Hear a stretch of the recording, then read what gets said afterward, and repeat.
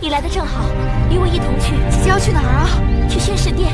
姐姐，去不得。为何？姐姐刚见了楚国使臣，就要去宣誓殿。那姐姐是以秦国王后的身份，还是以楚国公主的身份去见大王？自然是秦国王后的身份啊。那姐姐就要去恭贺大王，秦军丹阳大捷，获取汉中。你昏了头了？不是芈月昏头，是姐姐一时气血冲头，打算做绝不可做之事。我虽是秦国王后，但也是出身楚国的嫡公主，两国交恶，母国受到伤害，芈姝更该挺身而出，义不容辞啊。姐姐诧异，两国相争，姐姐若想说和，就该有适宜的说和之词。若只是一味的偏袒母国一边，会让人以为姐姐嘴上说自己是秦国王后，可行事却还是楚国公主。姐姐是后宫女子，嫁夫随夫，不该贸然干政。大王是我夫君，这事也是我家事，你若怕事，就不要去了。姐姐火急火燎，即便劝谏，也切不可情急。姐姐，姐姐，这次秦军占领了汉中，拔掉了楚国往日插在秦楚之间的楔子，将关中、汉中连成一片，对周边六国形成了居高临下的压迫态势。长子，你立下头功，寡人敬你一杯。谢大王。大王宏图在胸，张仪乃是局中一走卒罢了。敬长子，敬长子。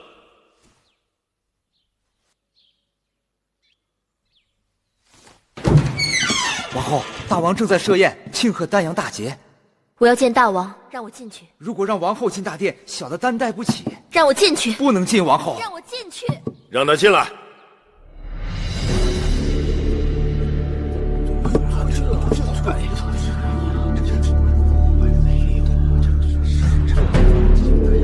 臣妾参见大王。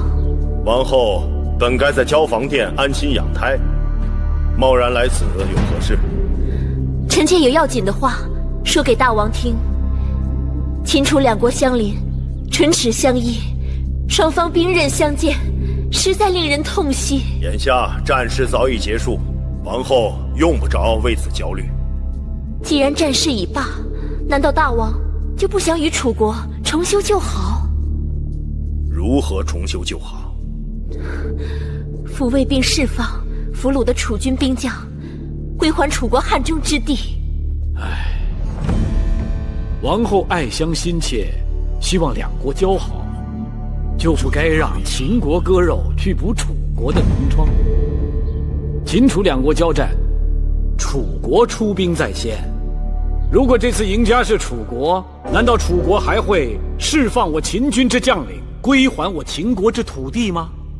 秦楚交恶都是因为你张仪行事不端，你怎有颜面立于朝堂之上，还说三道四？这里是秦国的朝堂，我张仪拿的是秦国的俸禄，我上对得起秦王，下对得起秦国的庶民，为何没有颜面呢？列强纷争，楚国乃强国之首，我张仪不去谋划那些小国，偏偏针对兵强国富的楚国，还不是因为楚国行事不堪，自取其辱？你张仪行骗，竟责怪我们楚国的不是。哎，楚国国君贪婪，与我秦国联姻，是为了贪图我大秦商於之地600里，数次讨要不成，企图联合齐国出兵伐秦。难道我秦国不该奋起反击吗？为王者厚德载道，臣妾恳求大王清除朝廷奸佞。寡人用人以德为本，满朝文武以忠为纲，何来的奸佞？世人皆知那张仪乃是反复无常的奸佞小人，秦国以他为相，定让列国笑话我秦国小人当道。大胆！我大秦建国数百年，从不允许妇人干政。你不识大体，强闯大殿，辱骂重臣，顶撞寡人，哪里配得上一国之母的身份？大王，臣妾苦口婆心，两眼相劝，只求大王清除枉昧，以振纲常。闭嘴！王后已经神志不清，来人，在，即刻送王后回宫，面壁思过。大王，王后身子重，大王，臣妾还有话。奴婢送您回宫。大王，大王，臣妾还有话还没说完呢。王后，大王，王后，快叫太医！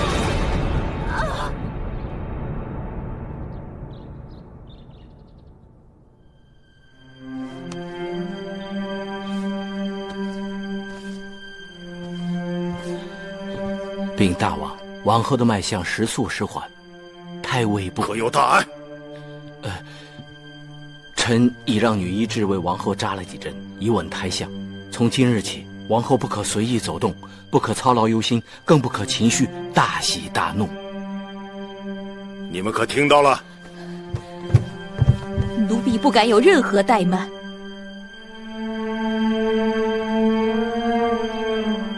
既然王后养胎，不可操劳忧心，这后宫事务还是重新交还给魏夫人，让唐夫人协助着办理。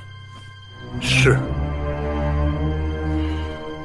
王后需要静养，从今日起，后宫嫔妃们来向王后请安，只在门外，不得入内。王后没有寡人之令，不得离开交房殿，大门给我关好，免得闲人打扰王后。大王，大王！一下就提到了嗓子眼儿，都怪月儿糊涂，这不能怪你，是他动了害你和继儿的心思，便日日在这上面做文章，你怎么躲也躲不开。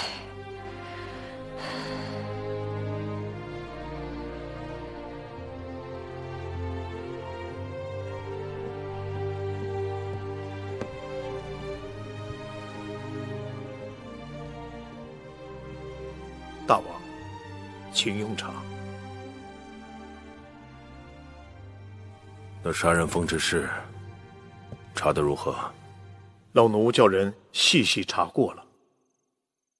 公子荡遭遇疯子，实属偶然。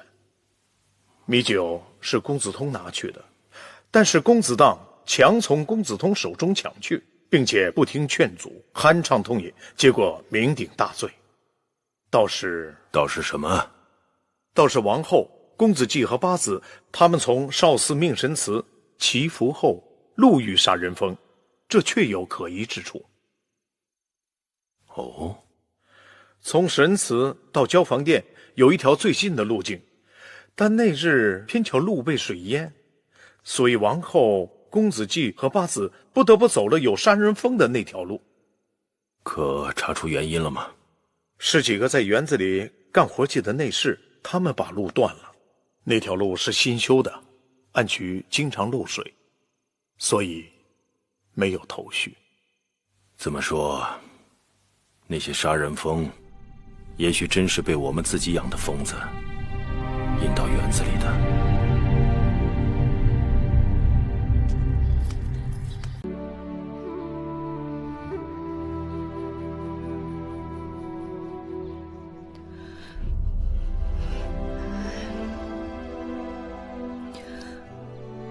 芈月是姑姑亲手接生的，在楚宫，姑姑有几次救过我的性命，姑姑不会骗我，对吗？对。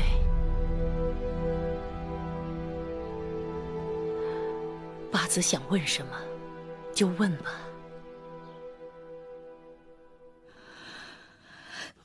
子歇，他没有死，他还活着，对吗？对。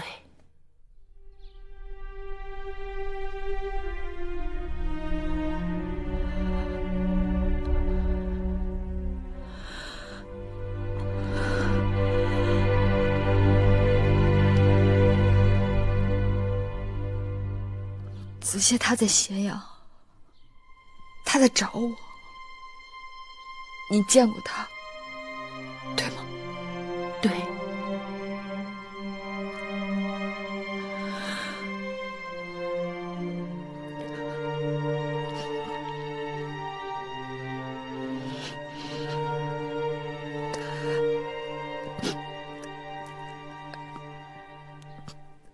子歇他有书信给我，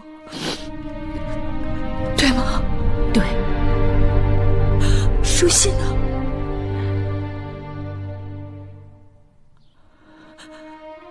奴婢烧了。报了仇就走，可直到今日，一事无成。眼下舒姐姐又有磨难，我自然更是走不了。所以你郁闷得很，就来找他了。你说我该怎么办？事事都毫无头绪。你有难处，何不去求我父王开恩帮忙？世上可以欠钱，但不可以欠人情。大王若是开恩，我两手空空，无以回报。你是王后的陪嫁，你可以侍寝呢。父王可以给你名分，为你遮风挡雨。你知道我心里有人，虽然他已经不在了，可他一直在我心里。树上的叶子已经开始发黄了。孟昭是这个无用的东西，奴婢花了那么多钱疏通，他好不容易见了大王，竟然几句话就被大王打发了。这是怪不得他，大王本来就对他淡淡的。大王的心思太难猜，难也不难。大王看重心思聪颖，胜过脸蛋俊俏。后宫中像芈月那样的女子，凤毛麟角。只可惜芈月不肯，不然大王那边……王后诧异，幸亏芈月不肯。王后想想，要是芈月肯了，王后会真的高兴吗？我有什么高不高兴？肚子里怀着大王的嫡子，却被禁足在此，见大王一面。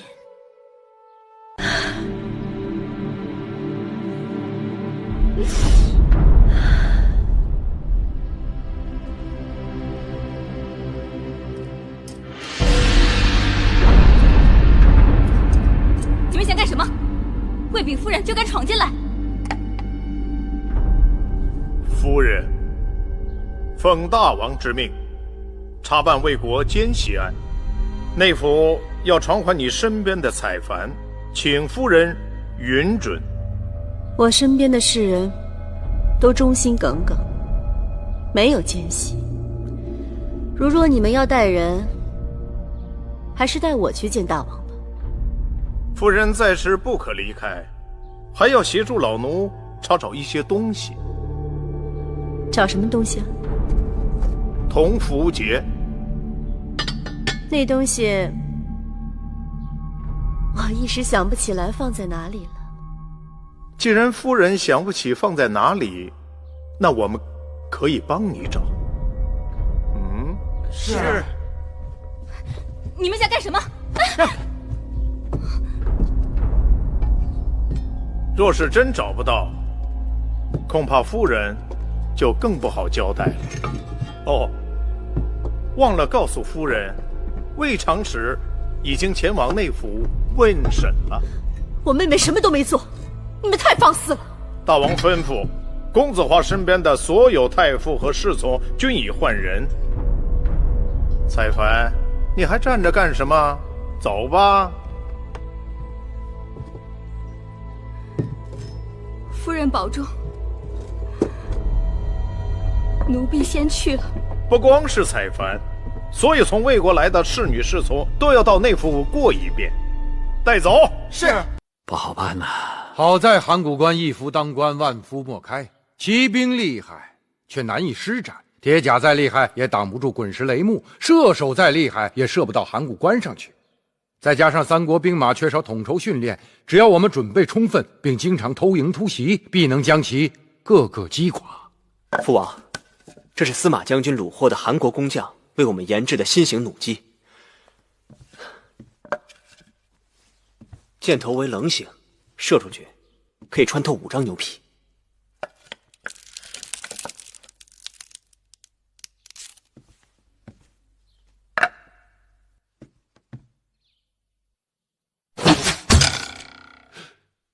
实在了得，好厉害！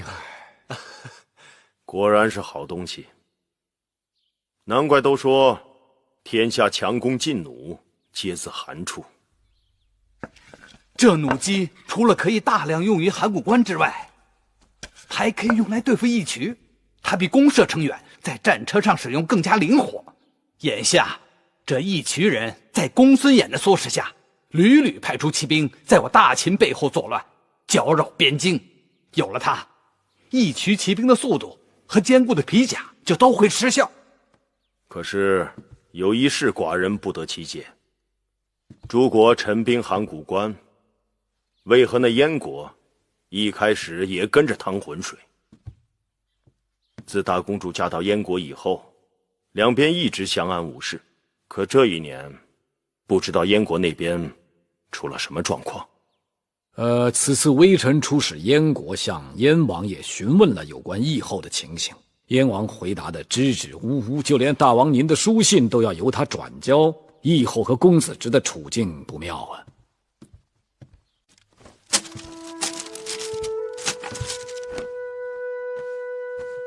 人靠衣裳，马靠鞍。继而穿上这身衣裳，果真是大不同。母后，继儿可否将这件新衣穿回去给娘亲看？当然，这是母后特意让人为继儿明日到少司命神祠去祭祀而缝制的衣裳。谢母后赏赐，继儿会好好爱惜这件新衣。真乖。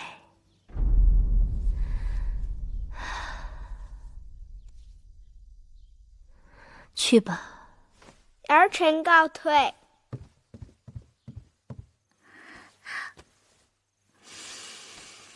这件衣服真是花了不少心血，光这绣工怎么也得1-2个月吧。哎，你们闻到了吗？从公子一进屋啊，我就使劲耸鼻子，这甜香真是让人直流口水。公子的衣裳真好看，香儿做梦都想有一件。公子接姑姑穿几日吧。明日我要和娘亲一起去少司命神祠祈福，回来后，姐还是不给你穿。哎呦，继儿，快把新衣裳脱下来，小心弄脏了。娘亲，明日继儿穿着新衣去少司命神祠，少司命见了肯定会很欢喜，对吗？少司命对天下孩儿一视同仁，并不在乎是纯衣百结还是包衣博带。但继儿穿着新衣去祈福，是继儿对少司命的一片敬意。98、99、100。